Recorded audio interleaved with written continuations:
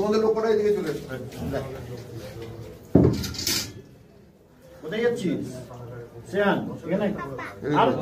না না তুমি থাকো তুমি থাকো এই গরমে থাকবে যা ভেতর ঢোক আয় চলে আয়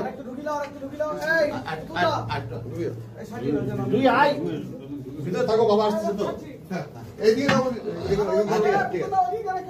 হ্যাঁ বুঝে না এই সই থাকবে এদের এইদিকে আর দাদা বলবি